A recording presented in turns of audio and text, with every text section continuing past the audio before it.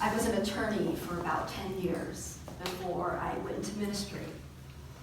And you might imagine during that time, I heard more than my fair share of attorney jokes, whether I like to or not. And I've only been in ministry for 2 years now, but I've definitely started to collect jokes about ministers also, whether I like to or not.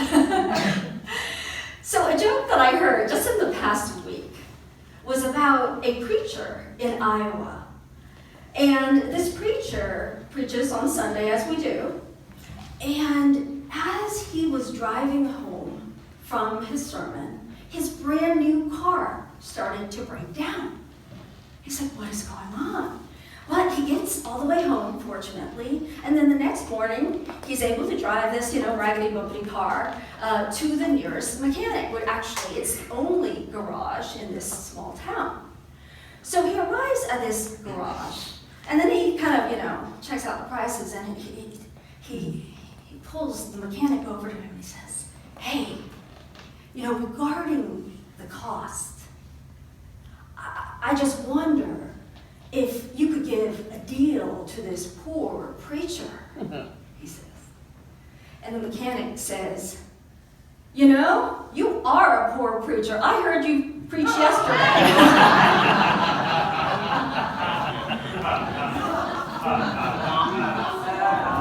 Some of you found that funny. I didn't find that funny at all. In fact, there's a part of me, when I heard that went, ouch. Yeah? Ouch. That's painful. Words are powerful. We hear them. We interpret them. We ruminate on them. So I'm glad I didn't curse. We bless or curse things with them.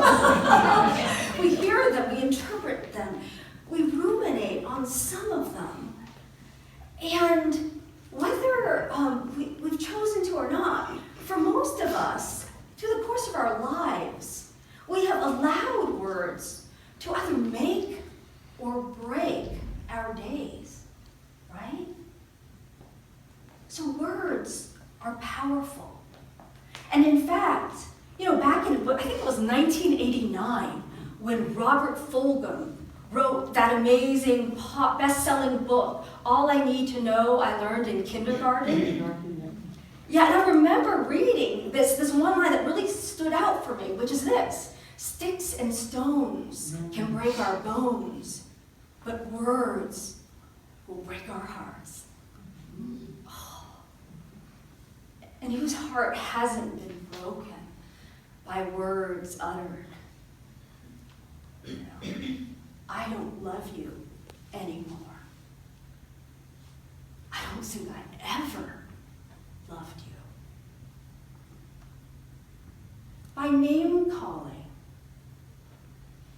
you idiot, right?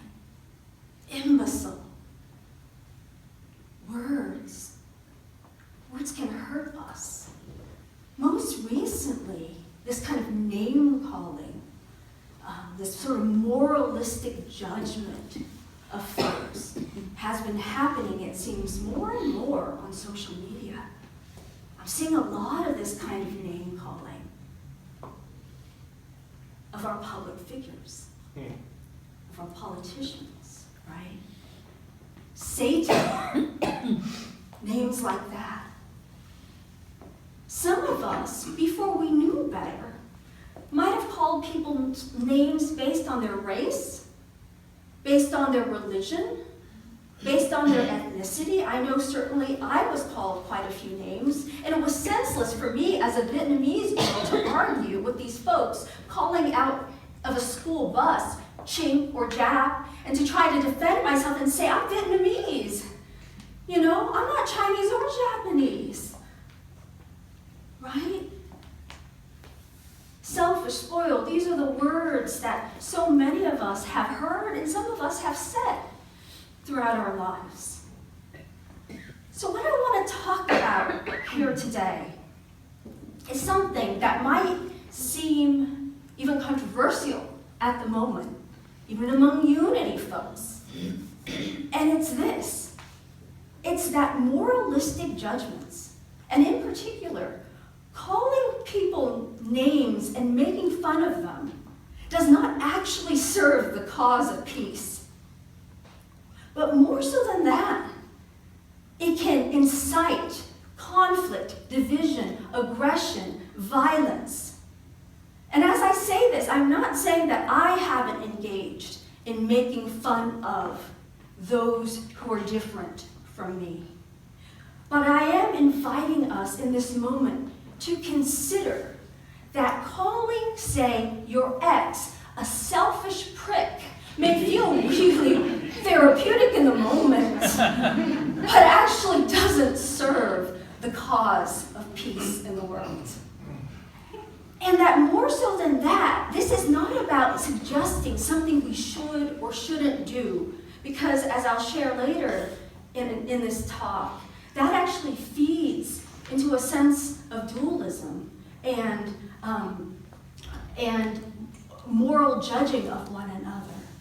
What I'm suggesting is that that kind of speech, in particular name-calling and labeling, happens not because we're bad people, but actually because we've forgotten who we are, how powerful we are, and why we're here.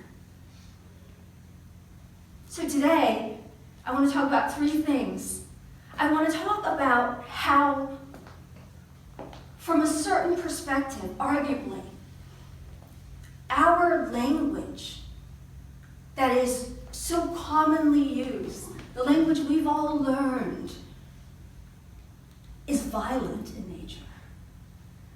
Second, I want to talk about an alternative form of communicating with one another, one called nonviolent communication, that actually helps us not only to create more peace in the world, but to bring us back to our true nature.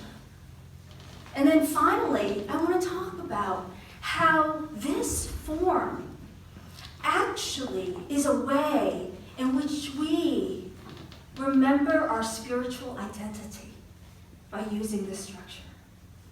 So first, the language that doesn't work, a language that could promote peace, and a reminder about our spiritual nature and our power to create either more violence and more peace in the world. So, I want to begin by telling the story of Marshall Rosenberg. First, just a quick show of hands. Who's familiar with Marshall Rosenberg and his work? Just so I have a sense. Thank you. Okay, great. So this guy is a young boy. He moved to Detroit, Michigan as a young boy with his family. And when he did, Marshall Rosenberg moved there just around the times of the race riots. And so there he was, basically locked up in his house, they said, because of the violence happening outside. The families had to stay inside. And so really at a young age, he was exposed to a tremendous amount of violence in the neighboring area. And he said something like 40 people got killed in a span of like 4 days in his neighborhood, right? So he saw that at an early age. But he also saw something, which is that his ailing grandmother had these kids, including his mother and his uncle, who were these amazing caregivers. And he tells the story of how he used to watch as his uncle smiled as he cared for his grandmother, his mother, the uncle's mother, and as he washed her with sponge baths, you know. And when Marshall Rosenberg saw this, he wondered, even as a little kid, what is it that brings forth the violence in people? And what is it that brings forth that nature? And which of those things is true about us? And those questions plagued his life to such a degree that he made it his career. And he studied this for years. He got a PhD, and then went on to practice conflict dispute resolution in the world. He interviewed folks and tried to find out, like, what was it that brought people to violence and to not. And in his studies, he discovered something, which is that prevalent to our world was a narrative.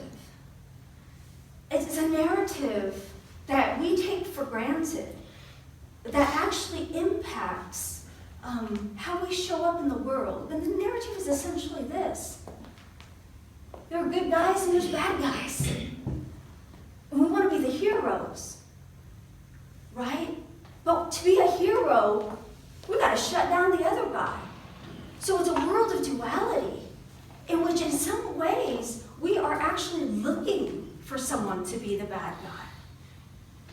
And so that world is antithetical to what unity teaches, right? But that it's somehow so woven into the way that we structure things that even our justice system is based on it, right? You did wrong. You should be punished. As kids, we experience this. You did wrong. You should be punished. And for most of us, we just take that for granted as, isn't that the way things should be? I mean, bad people should be punished because that's the only way to deter violence. That's the only way to deter bad acts. And as he investigated, though, Marshall Rosenberg came to the same conclusion that Anne Frank came to, which is in all my investigations, in all my living, I actually have come to believe that people are really good at heart. And that goodness is innate, but this tendency toward violence is learned and perpetuated through this common myth or narrative. And that narrative is perpetuated through our language. Amazing. Through our language. And it's things like name calling. It's things like the fact that when someone does something wrong, you call them a liar. It's not that they did this act and they lied, they've become a liar. And so we've branded them as such, right? And I'll talk in a little bit about the power of our labeling to actually limit people to that which we call them. But so we do that. But he also says, and this is a really radical notion, that it's moralism, actually, saying that things are good and bad that contributes to this. And so, we're constantly going around judging. And so generally, how do we get ourselves to do something? We say we should do it. And so he advocates getting even that word out. Shoulds. Labeling in a way that confines us to a certain way of being. So I'm not going to get into the depth of what he explores in his book, which is why I set aside a class so that we can go deeper in that. But I wanted to introduce this general and pretty radical idea. Of course, it was espoused by one of the most radical thinkers of all time, which is Jesus, right? Judge not, lest you be judged. From a unity standpoint, what we were saying in that is that perhaps, hey, the world just is. And yet, by our limiting beliefs, by our judgments, we confine ourselves to living in a limited world, right? If there's good and there's bad, there's always going to be good and bad in the world. That's what we've called it. From A Course in Miracles, it says it's not that you should not judge. It is that you cannot judge. Right? So consider this. It blows everything we've been taught since we were kids, most of us anyway, out of the water. When I first read this book about 10 years ago, that's what it did for me. And so even now, as I sit here, it's not like I've stopped judging. My husband can attest to that, But I know a little bit better, and I'm practicing, right? So if this thing doesn't work, what is it that Marshall Rosenberg proposes that might actually work? What is it that he proposes that it turns out has worked in his work in countries like Palestine and Israel? Like he's been doing work in these war-torn countries to help people find healing and ways of cultivating peace in their communities. What he found is this: non-violent communication, as he calls it. And what this is based on is this idea that is similar to something taught in A Course in Miracles. A Course in Miracles teaches, in a way, that we only ever communicate two things. Things are either an expression of love, or a call for love. So someone makes a judgment. What is that? A call for love. Someone does something unskillfully, a call for love. Everything's either an expression of love or a call for love. What Marshall Rosenberg teaches is that there's a world in which if we look at everything, not from the point of view of right or wrong, but of basic needs, that everyone is only trying to get their needs met at any time. Some of us do it more skillfully than others. But if all of us are really good at heart and just trying to get our needs met, and we do it, we've each done it in futile ways, right? There was a time when I was an extremely jealous person, very possessive. My idea of love was grabbing on to someone, not letting him talk to anybody else, So that would be called a cry for love or a call for love. But in the end, there's a fundamental need for love there. That was the source of this misguided attempt to control something in my outside world. And so if we look at everything anyone does as that, and then Marshall Rosenberg puts out a scheme in which, wow, okay, if we look at it like that, then we can join together in communication in a way that we really just focus on two questions in life. And these questions are, one, what's alive in us? Which is another way of saying, what are we needing right now? What are you needing right now? And then the second question is, how do we make life more wonderful for us, for all of us?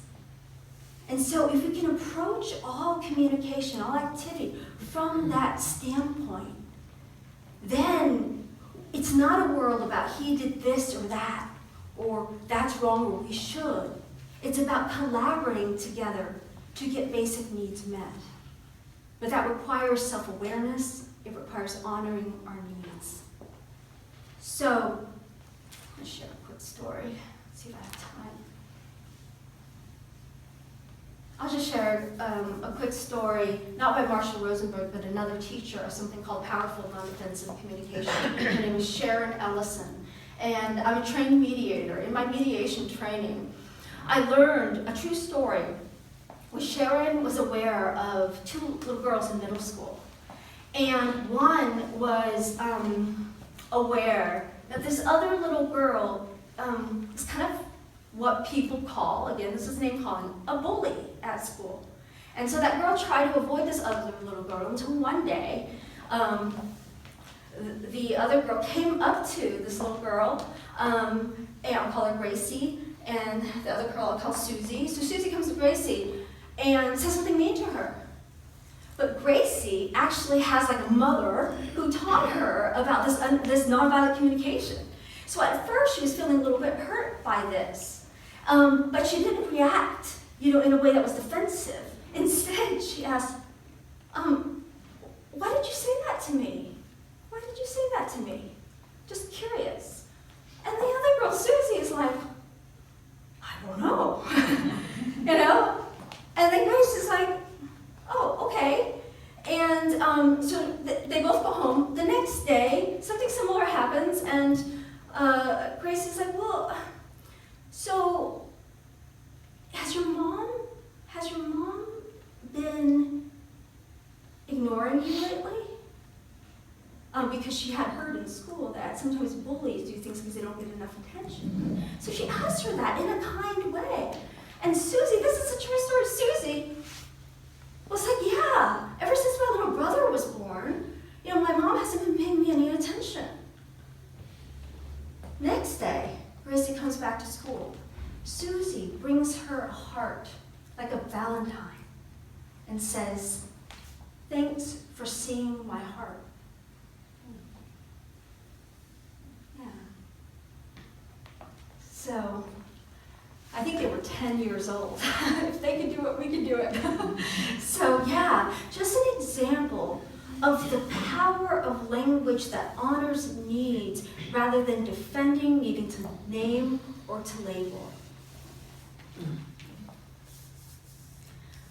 I want to make a final point here, because I think that when we engage in stuff like making fun of our politicians, making fun of each other, making fun of people on the other side of the political spectrum, I really believe that it's because we have forgotten who we are, and we've forgotten how powerful we are.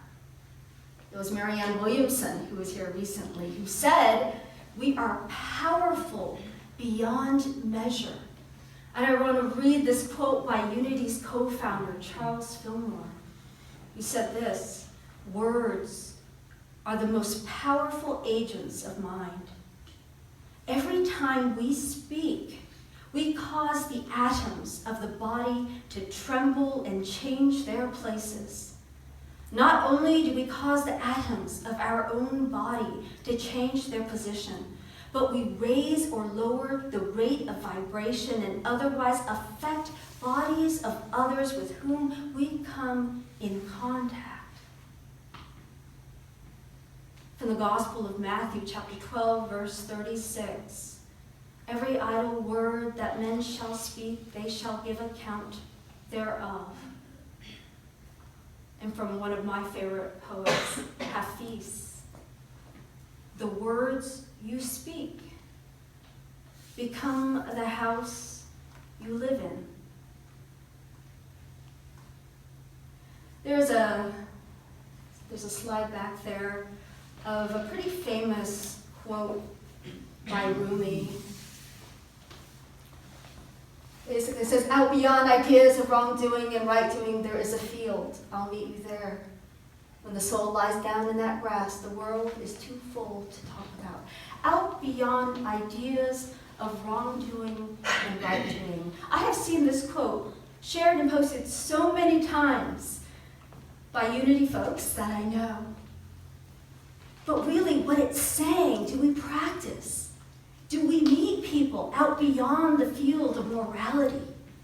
That's the question. Or do we impose what was imposed upon us, the sense of right or wrong, good or bad? Or can we just meet each other beyond that and look to the sense of we have shared common human needs? The need to belong, the need to be loved, the need for shelter and food. And can we collaborate together? Can we communicate in service to this collaboration in a way that will serve us living in harmony with one another? And when you meet me with what looks like a violent attack, instead of defending, if I could meet you by peering in, by inquiring into what your possible needs are, that you are seeking to get met. And if I can join you in that, have I not made my perceived enemy my friend? So the invitation today is to remember the power that we have not only in our thoughts, but in our power to manifest through our spoken word. But not just the actual words we speak, but the language or structure with which we communicate, the underlying foundation and perspective from which we communicate.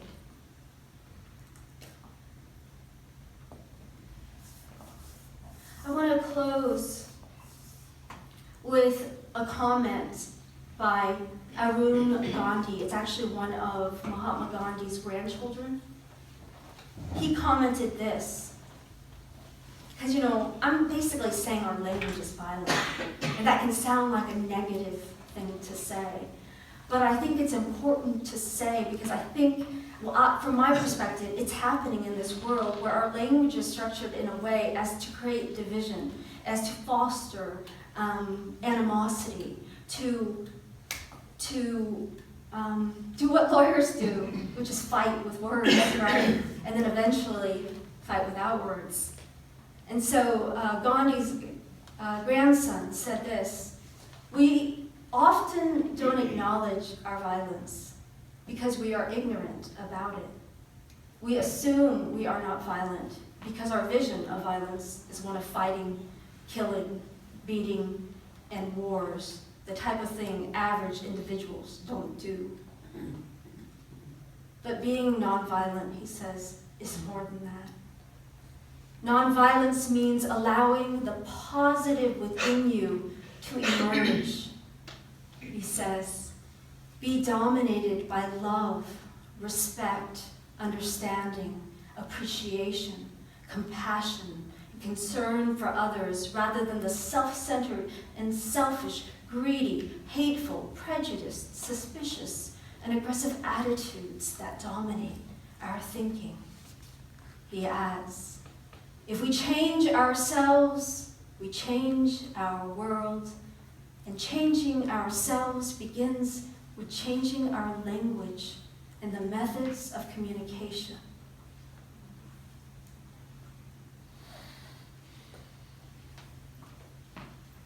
So we invite Victor to lead us into a time of meditation with a song based on words by that same poet, Hafiz.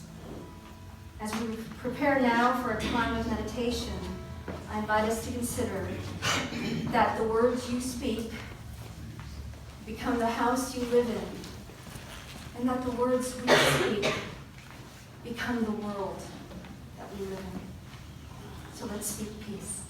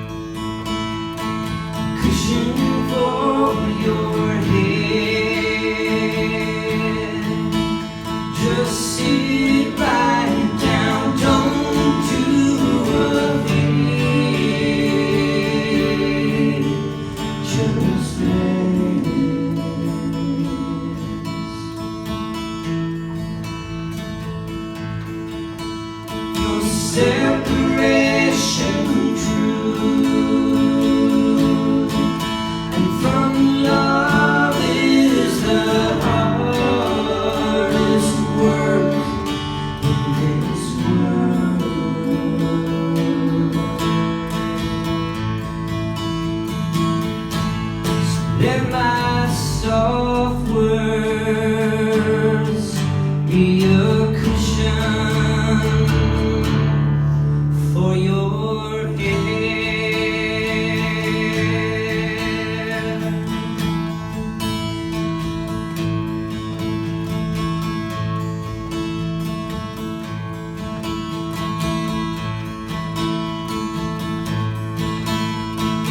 Let me bring you trays of food,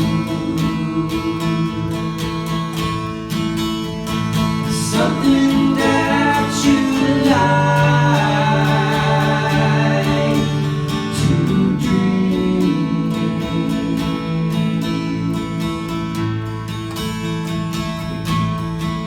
For your separation from truth.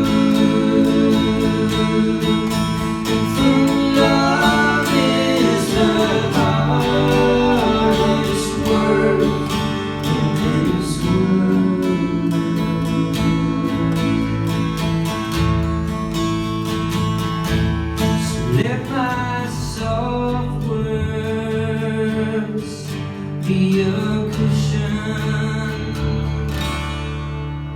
for your head.